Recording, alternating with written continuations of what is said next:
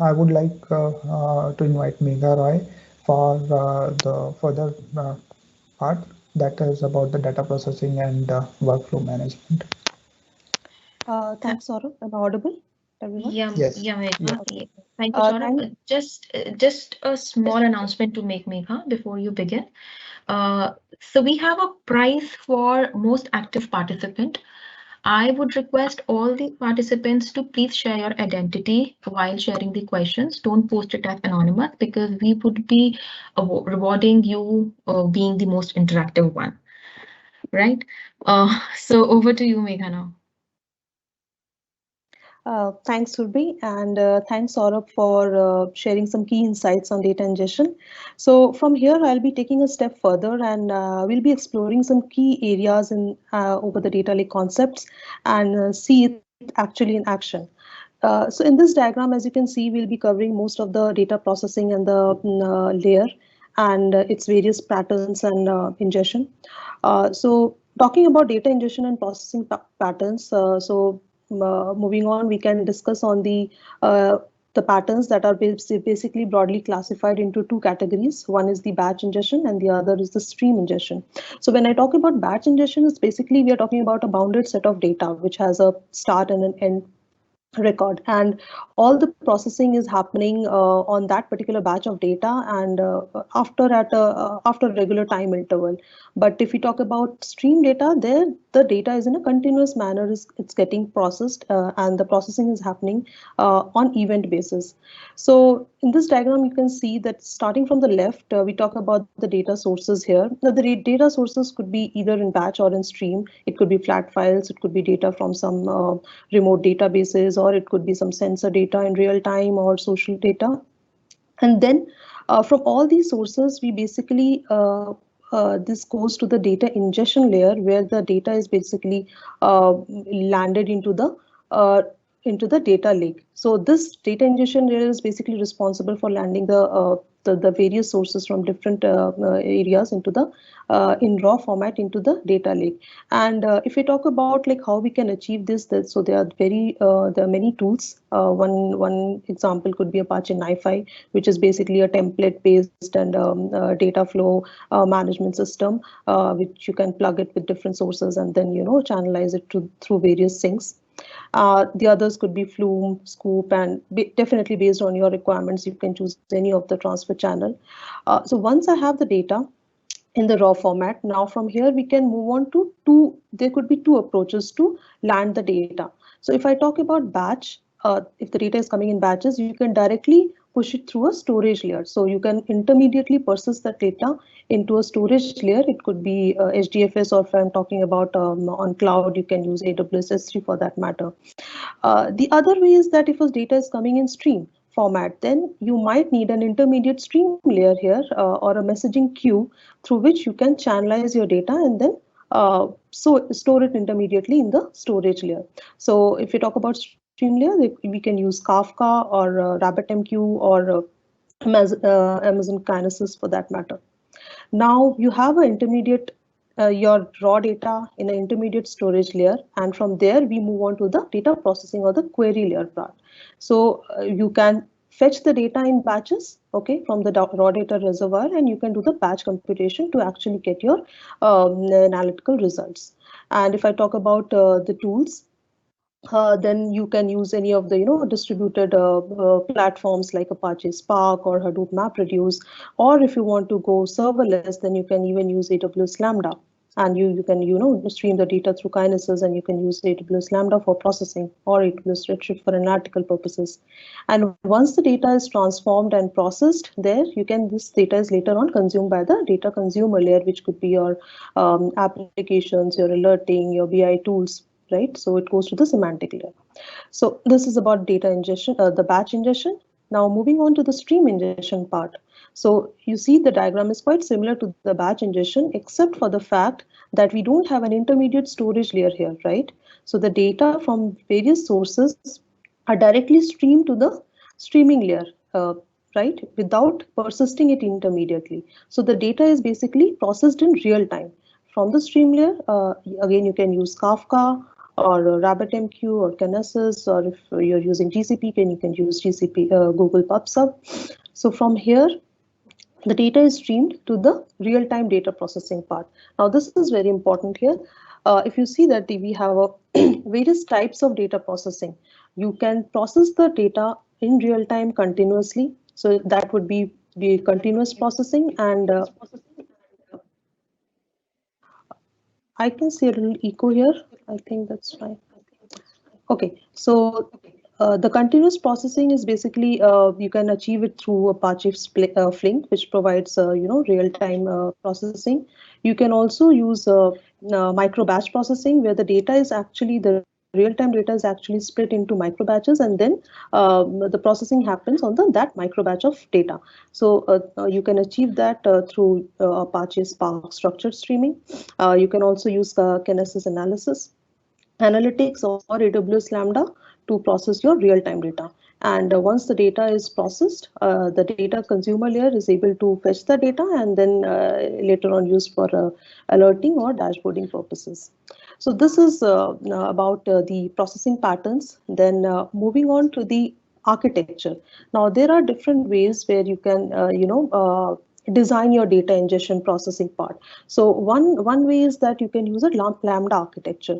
Now, what is a Lambda architecture? So as you can see in the diagram here, your incoming data is basically is pushed to two different layers. One is the batch layer, and the other is the real-time layer. So the batch layer is basically storing the raw data as it arrives, and it's doing the batch computation on top of it.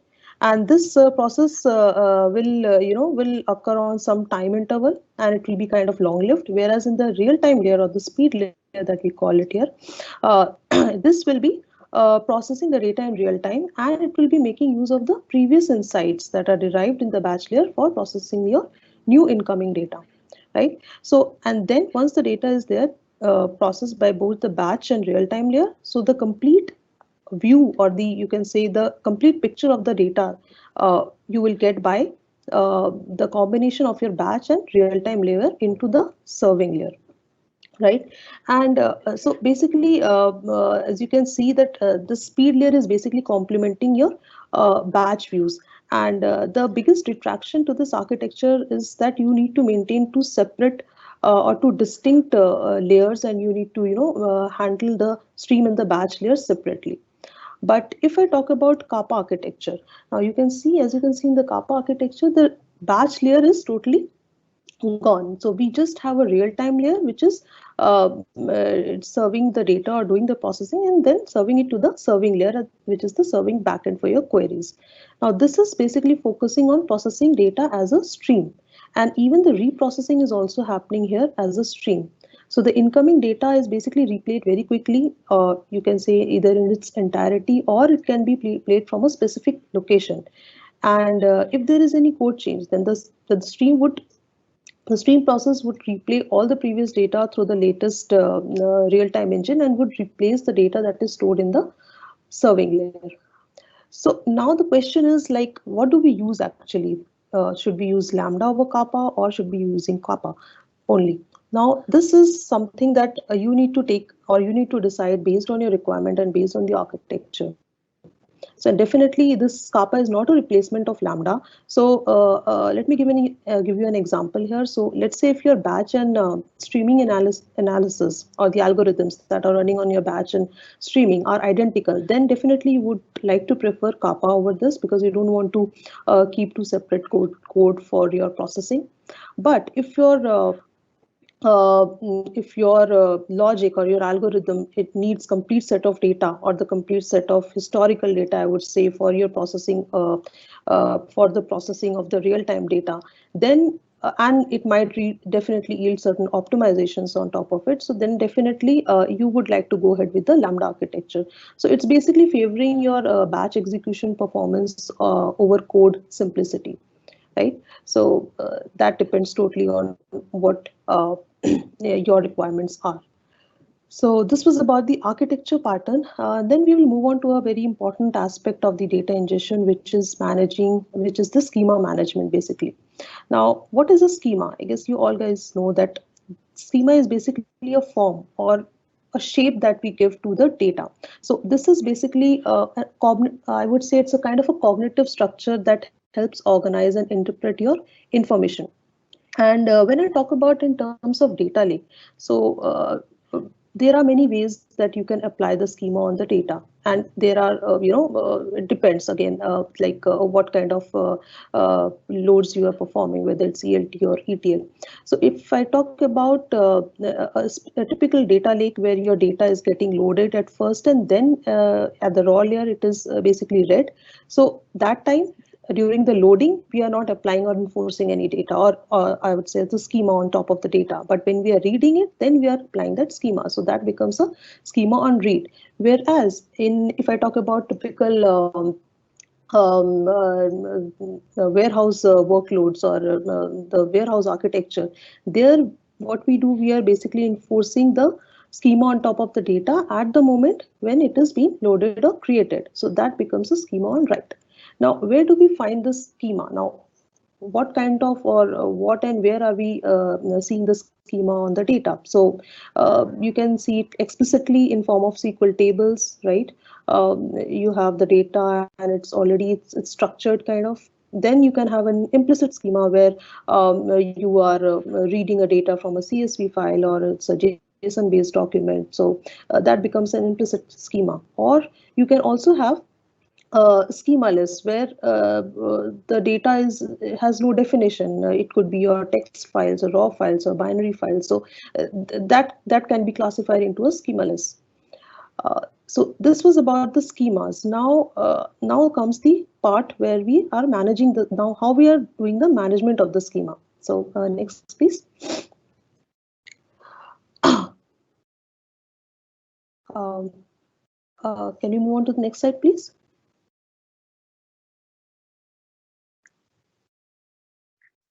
I think there's some glitch. Just to check, Surbi, are you able to see the next slide, or is there some issue at my end? Now I can see that. Now the flip has been done. Yeah, thanks, Mohit. Yeah, so what I was talking about is a very important aspect is this schema evolution. Now, what happens is basically you apply an initial schema, right? So when you start your application, you define a schema, and as your applications evolve over time, so it becomes very critical for the downstream systems to handle the data that is encoded both by the old and new schema. So your schema also evolves over time. Now, and at this point of time, you don't want your data to be,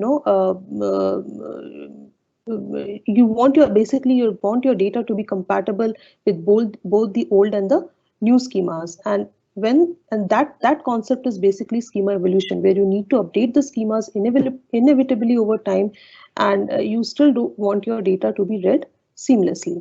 Now there are different compatibility types. If we talk about schema evolution, one is the backwards compatibility, which means that the consumers using the new schema can read the data produced with the last schema.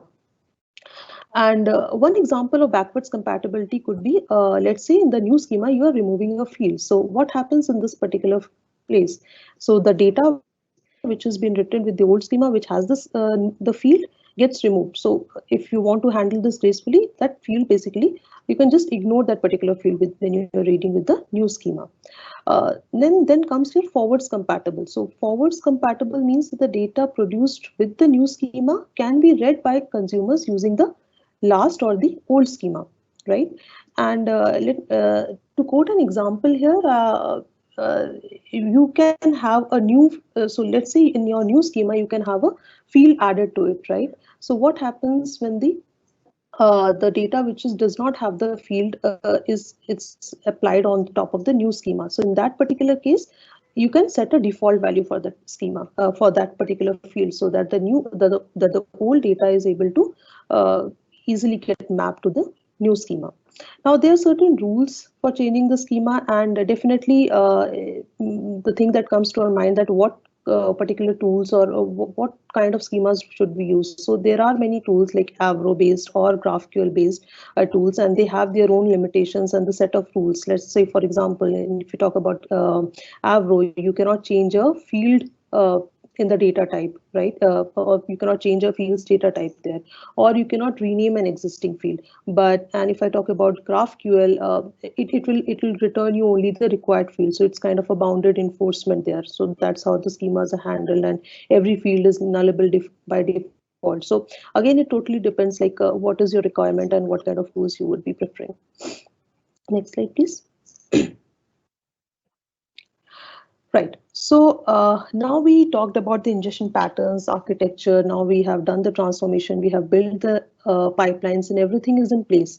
Now, what happens? Like, how do we, integrate all of this together? How do we, streamline the entire process? How do we bring all these pipelines together and so that it works coherently? So that is the task of workflow management. So that is where workflow management comes into picture. In the next slide, we will be talking about what is actually workflow management. So next slide, please. Yeah. So workflow management is the automation of processes from end to end, including preparing the data, making the decisions based on the data, and then definitely taking actions over the decisions. So workflow is basically managing the execution of different steps of a big data pipeline. And this orchestration is basically cross-cutting processes and then managing the dependencies within the pipeline, the scheduling of jobs, and it could be anything like scheduling of jobs, handling the alerting, notification, tracking the data, monitoring the data, doing the audits. So there are many aspects that come into picture when I talk about workflow managements. And definitely it also spans across many different systems, departments, and other types of data. So you may also need to do some log aggregation and job scheduling, dependency management, lineage management. So all these aspects come under your workflow management. And definitely there are many advantages to it. So one is, as I already mentioned, that it brings everything together. So integration is a very important aspect when I talk about the building pipelines over the data lake and automating it. It definitely reduces the risk of and avoids the manual intervention. It reduces the risk of human error. It avoids the risk of falling behind because you cannot keep up with the data you are collecting.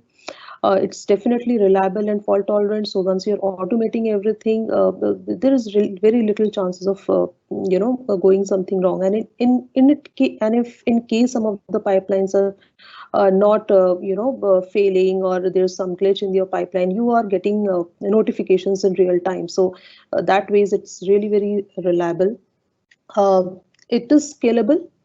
So let's say you start an application with a few number of pipelines, and you are doing it really well, you are monitoring it manually and everything. But as your applications grow, it really becomes very difficult to manage everything together. So that is really the task of the orchestration pipeline, to basically scale your applications, and you don't need to basically worry about all these monitoring steps, monitoring and management, doing it manually.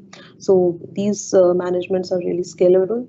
And the last part is the time to market. So most of the B2B companies, they have reported that they say that their basically inability to merge the data actually holds them back to achieve their actual goals, which is the analytics part. So most of the time they are taking to the data preparation, to do the validation, the cleansing, and all those parts, and they are unable to focus on the actual analytics part. So that is where workflow management is very crucial and very important to handle all your business needs. So talking about that, we will get to know like what all the tools that will help you achieve this automation, automating your entire workflow. So there are a number of tools in the market, open source tools. Example is very much used tool is Oozie and Luigi, which is basically your I would say low level tools, and they are mainly command line tools, and used efficiently for orchestrating your Hadoop ecosystems, and they manage your Hadoop jobs really well. These workflows are basically defined as the collection of control flow and action nodes in the form of DAGs. So all the workflows are defined in the form of DAGs. If I talk about some high level tools, I would discuss here about Azkaban, which really gives some good visualizations on top of your workflows. It can also track. It has some added features which can track your user authentication, and authorization. It provides alerting emails and alerting during any failures or success, and it also retries some failed jobs. Then the important one of the important tools is Apache Airflow. So which I'll be taking it next in the use case. So this is Airflow is basically a Python-based tool which is used for authoring, scheduling, and monitoring your workflows. It gives a really good lineage visualization. It also gives the versioning, provides versioning features, and it has really good sensors to check the dependency management and all. And it also enables the distribution of the execution of the task. So next slide, please. So in this diagram, this is basically a use case of the workflow management system, which is basically using your Apache Airflow as pipeline orchestration and scheduling. So as you can see in the left, there are many different sources from which the data is coming. And then there are set of extract pipelines, which is basically responsible for extracting the data, and then pushing it to a storage layer. It's using Scoop and Spark, and it's pushing it to a storage layer. And from the storage layer, we have some transform and load pipelines, which is doing the transformation and building complex logic on top of it, and then pushing it to the analytical layer, which is the where you can use BigQuery and all. So in this entire ecosystem, the Airflow is doing all the management part or the automation of managing all these pipelines. So let's say I want the execution or the transformation to happen as soon as the data lands in the storage layer. So how do you schedule those jobs? How do you automate those jobs? How do you manage those pipelines? So all this is being taken care by Apache Airflow, and it really gives a good visualizations with respect to the lineage, the dependencies, and notifications and failures. So all this is being handled by the Airflow. So this is I would say a good example of how you can use Airflow in such an architecture. So yes, this is all about the data ingestion, and with this I conclude this session. And please feel free to post your queries in the Q&A section, and we'll be happy to answer. Thank you. Thank you, Megha, and thank you, Saurabh, for sharing such a great insight about the topic. Now is the time for so the Q&A is being like I've receiving a lot of questions in the Q&A section. I can see the SMEs, the speakers replying to it, and I'm enjoying the chat which is going on in between them. And folks, thank you for sharing your identity and not sharing the questions as anonymous now. So thank you for that, because the most active participant will be rewarded. And now is the time for quiz. Can we have the next slide? Yes. Folks, as touched upon by Shilpi in the beginning of the event, we would be having quizzes. In fact, there are two quizzes. One I would be sharing now, and other would be at the end of the event. Right? For the quizzes, I would like to brief you a bit about it. So the links will be open till 7 p.m. You all can take your time and participate in the same. The winners will be awarded, and it's important for you to mention your email ID in the form so that we can contact you for being the winner. Apart from that, we will also be sharing and posting on the social media pages of Impetus about the winners. So you can now check upon the link that has been shared in the Q&A section and take part in that.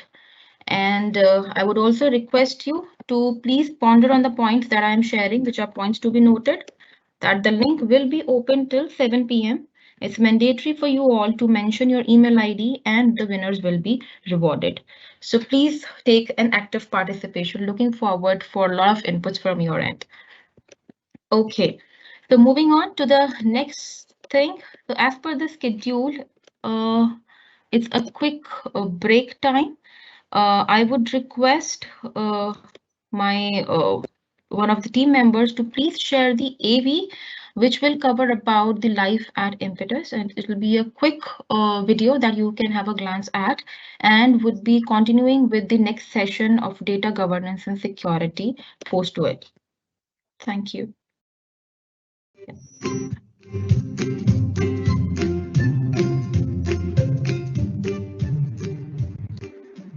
fundamental elements in our journey of being a phenomenal place to work are integrity, grit, knowledge, and standing for each other.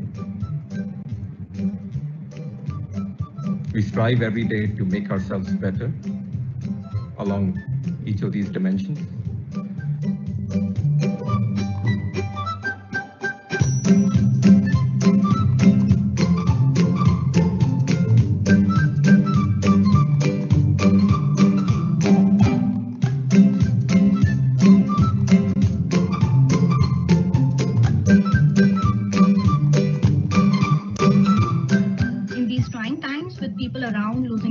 And getting laid off, I'm glad that Impetus has been strong and has kept its Impetus family intact. Especially in this pandemic, we have become even stronger. We surely haven't met for months. It's been a long time.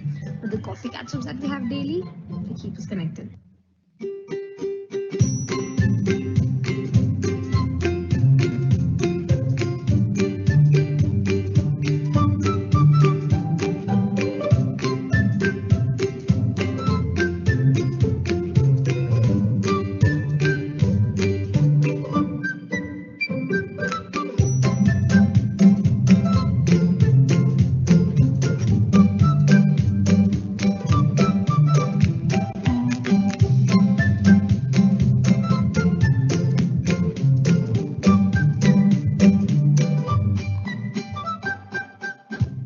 We had the Kids Day celebration.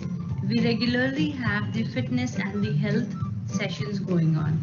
I really feel that I'm working from the office though I'm working from home. I feel so connected in spite of working from home for so many months. Thanks to my team and my organization. Thanks Impetus family for converting all to roles as promised before. When the workplace becomes your second home, it is naturally a great place to be in.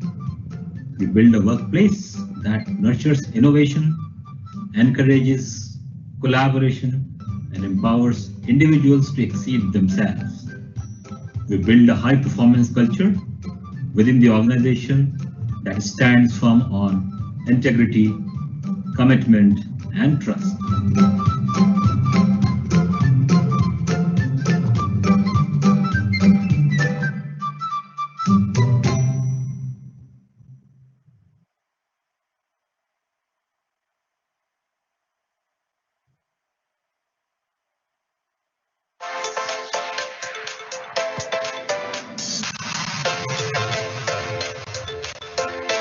It is quite stimulating and a learning experience engaging with young talented minds.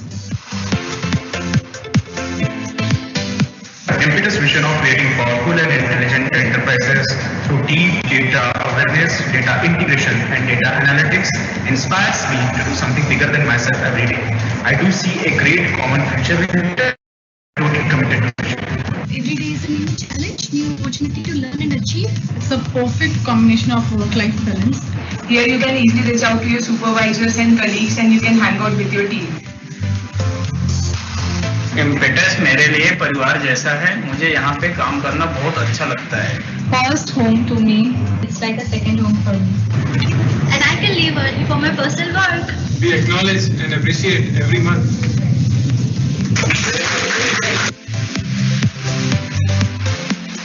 I am Impetus. I am Impetus. Impetus. Impetus. Impetus. Impetus. I am Impetus.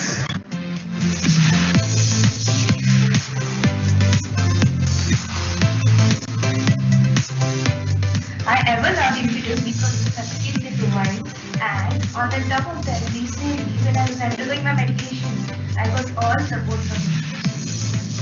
I can learn new skills every 6 months. Yes, I love meeting my manager in Cairo. I love my workplace. I love my workplace.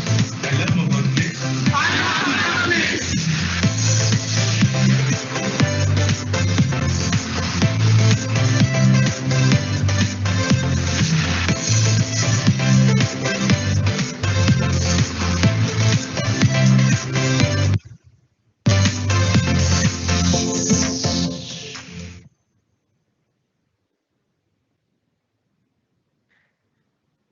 I hope that you must have enjoyed the video that has been shared.